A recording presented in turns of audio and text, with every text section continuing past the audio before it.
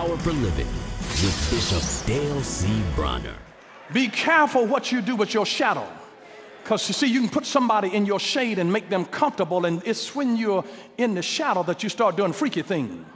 Don't let your shadow be a scary thing. Some shadows are real dark, shadowy things. And listen to this. Here's the final definition of shadow. A shadow is a reflected image. A reflected image. It's a reflected image. My shadow looks like me. It moves when I move. It's a reflected image. We are God's shadow. Are you listening? We're made in His image. It's like the silver. The only way that God knows that the silver is pure, the silversmith, when he's working with the silver, as he melts that silver down, the way that he knows that all of the impurities have been moved is that he looks in it and he can see an image of himself reflected beautifully. When you can look at your shadow and realize that this is who I am, it's a shadow. I never will forget, a number of years ago, I was out on a walk, and the street light, I walked by the street light, I saw my shadow, and then I saw the shadow of an angel that was walking with me. And when I moved, it had a different shape than my shape. Its movements were different than mine. And I'm walking under the influence.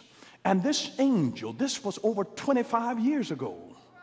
And this angel that was walking beside me, the only reason that I realized that it was a spiritual being is because its shape was different than mine. It didn't reflect my image. It reflected the image of the Son of God. It was an angel. It was a reflection of His image. Whose shadow are you a reflection of? What does your shadow look like? Is it distorted? Is it scary? Or is it a reflection of the heart of Jesus Christ? Is it righteous? Is it pure? Does it not have ulterior motives? What does your shadow look like when light hits you and a shadow is cast? What's in your shadow? Understand this, that your shadow is a reflected image, and so that means that it is a reflection of who you are internally. The hidden man of the heart. Your shadow is a reflection outwardly of who you are internally. Isn't it funny how we're scared of dark shadows? You ever notice people? Sometimes if a father goes someplace with the son, if the two of them are always together, sometimes people will say, where's your shadow? My children are part of my shadow. A good man leaves an inheritance to his children's children. Not only your children, but your grandchildren are a reflection of your shadow. And when your seed starts looking distorted, oh God, they are a reflection of the image of who we are. May I tell you something? May I give you something? A reflected image. The countenance of a wife is a reflection of the heart of the husband. Let me say that again. The countenance, the face of a wife is a reflection of her husband's heart. If her husband's heart is not right, the wife's face won't be right. I don't mean putting on the image in front of other folks of just, we still together, we still love him. You better sit yourself down. Don't you say a word. When you go to my mama's house, you better shut your mouth and sit. Hey, mama.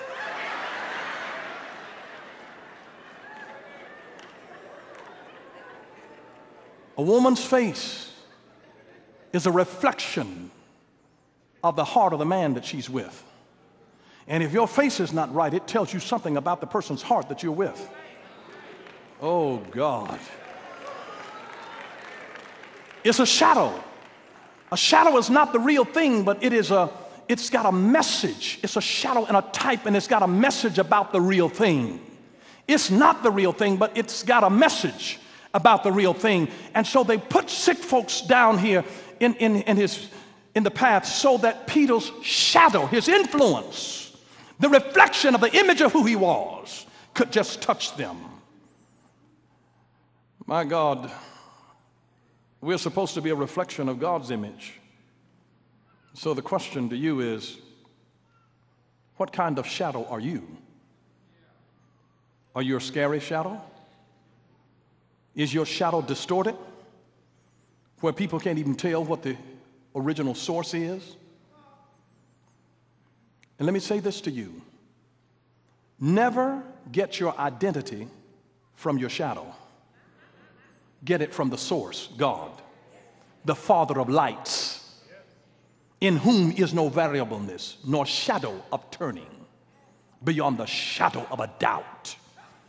Get your identity not from your shadow, but from the source, who is the image. Jesus Christ was the express image of God, and we are to be a reflection of God in the earth. Mahatma Gandhi said this, that if the world were introduced to the Christ of Christianity, it would receive him. But instead, the world is introduced to the Christians of Christ, and it rejects him. Because somehow we are misrepresenting him. Because we don't look like who he was. Something is wrong. The shadow is distorted. And maybe there would be more people that would follow after God if we had more genuine shadows.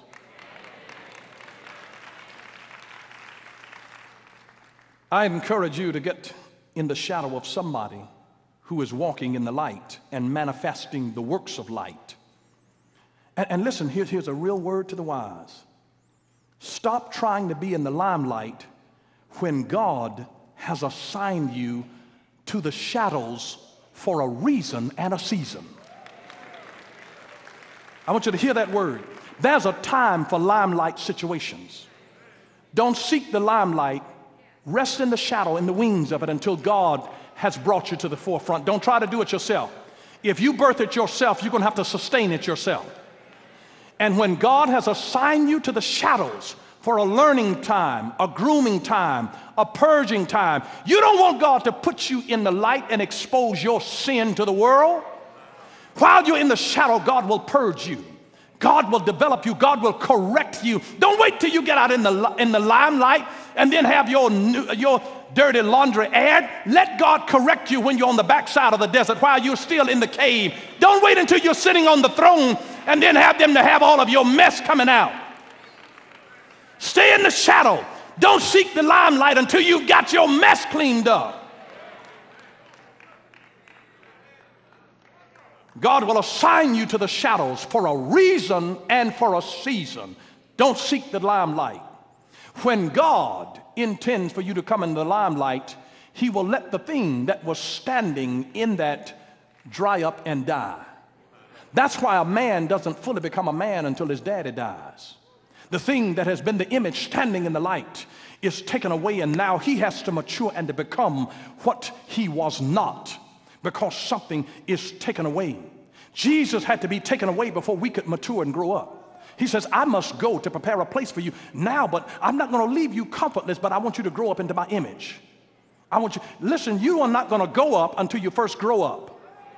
Get your mind off the rapture of being just snatched away until you grow up. He's not coming back for an immature church. He's coming back for a mature bride, a beautiful, elegant bride who knows how to carry herself and possess her gifts in honor and with grace.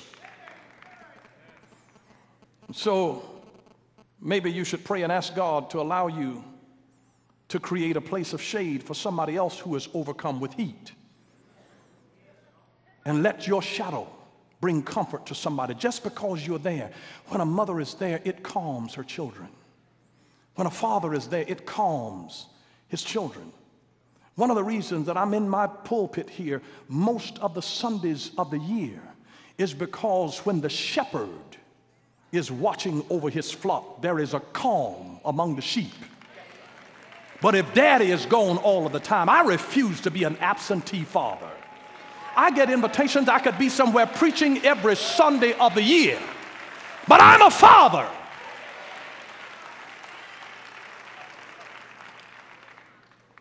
And maybe you should just pray, God, help me to create shade for somebody else.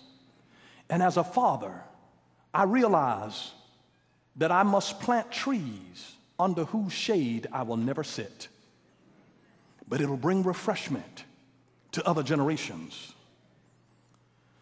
A friend of mine who's a pastor talked with me this week, and he mentioned how one of his brothers was dealing with a great challenge, severe challenge in his life and in the life of his wife. And his brother said, "Man, I'm going to pray for you." And when he told his brother that he was going to pray for me, he said, "You know, really, you don't have to do that." And his brother shocked him with these words. When he told my pastor friend these words, he said, "Really, you don't have to pray for me because I stand in the shadow of a righteous man." And his brother was floored. He didn't know that his brother esteemed him like that. And he was saying that I am blessed just because I stand in the shadow of a righteous man. And as you walk uprightly, God's blessings ought to be so strong on your life that it causes everybody around you to be blessed. You ought to become the lamb for your house. In the Old Testament, when the death angel was coming by, Moses told the people, "Get a lamb for every house and take the blood of that lamb and put it above the doorpost." One lamb for every house caused everybody in the house to be saved, whether they were right with God, knew God, or what, because God had a lamb. Maybe you ought to be the shadow. Just one shadow for every house to say, everything in this house, my God, everything that has come out of my loins, you be the shadow. One lamb for every house. There ought to be people that are just blessed just by your shadow, if by nothing else. You remember it was Jacob's influence, his shadow, that was so strong that it blessed Laban's house. Laban got rich because of the favor that was on Jacob. His sheep just kept multiplying and multiplying and multiplying because God's hand was on him, and he blessed those around him. You remember Joseph? God's favor was on him. He had a powerful shadow. Everywhere he went to the top, and he blessed him. In the prison, he blessed the place. He blessed them. He was second in command to the governor of Egypt. He was the prime minister of the country. Every place he went was blessed because of him. May I just remind you that there's a shadow that you carry, and even if the people are not godly at the place where you work, your shadow ought to cause a blessing in your work environment. Because you are there. Maybe God planted you in darkness for a reason, so you can walk in. You might say it's shadowy in this place, but you ought to be able to walk in the blessing of the shadow of who God has made you. Your shadow put on people's lives ought to start causing the blessings of God to come in them in an incredible way. Just your shadow, just your shadow, just your shadow, just your shadow. And let me just tell you this. Many others may be healed because they have been touched by your shadows. I can't tell you the number of people that are wounded in this life because they've been molested or abused by man. But let me say this to you, that whenever offense has come by man, redemption must also come by man.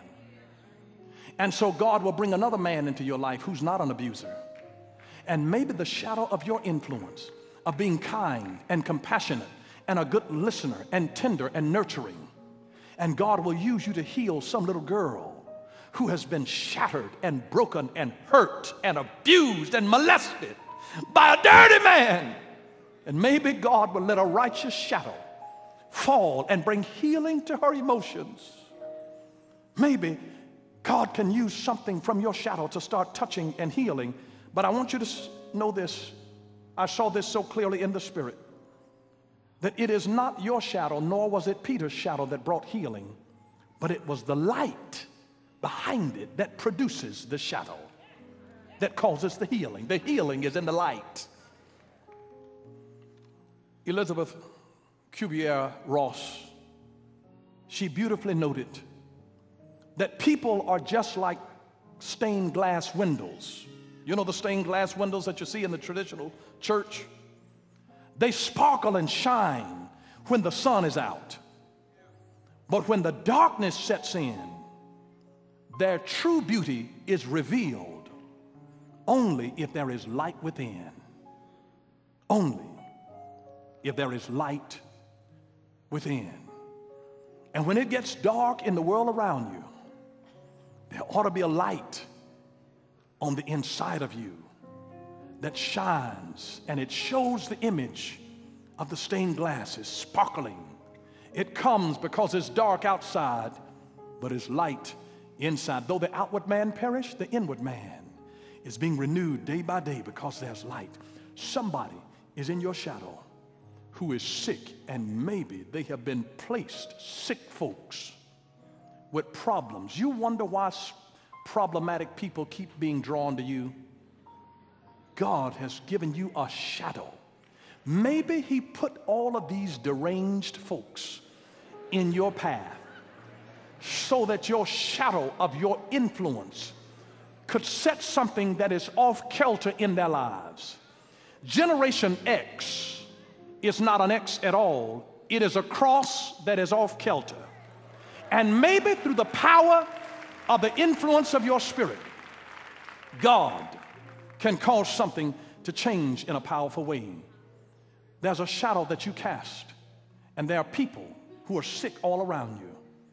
I want you to let the influence of your shadow start touching people and transforming their life, not because of you, but because of the light which has cast the shadow, because you are an image standing in light. And those who walk in darkness have no shadow. But the real shadow comes from those who walk in the light as he is in the light. And when you understand the real power of a shadow, it is a reflected image of where one imitates the gestures and the movement of another. So if one raises its hand, you'll see the shadow raise its hand. If the image bows to pray, then the shadow will bow and pray. They move in sync.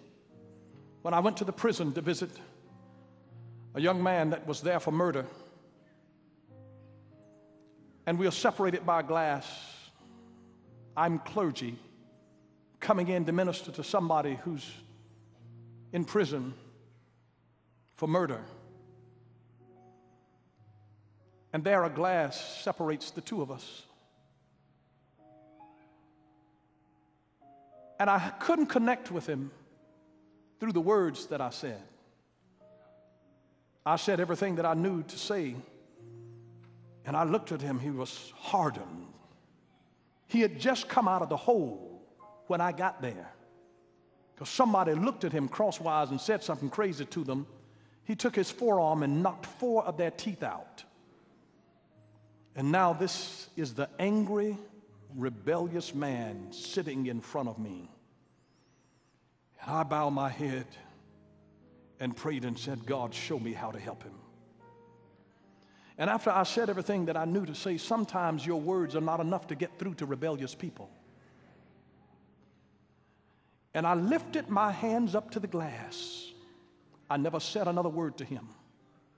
I said, this time, not by might, nor by power, but by your spirit. And the gesture told him to lift his hands. As he shadowed my movements, he lined his hand up finger with finger. And when both of his hands were directly parallel to mine, the power of God hit my body, went through the glass, hit his body, and tears began to stream down his face. I'm paying for his biblical education in prison today, and his shadow now, the shadow that came from my life, touched his life, and now he is discipling other men in prison.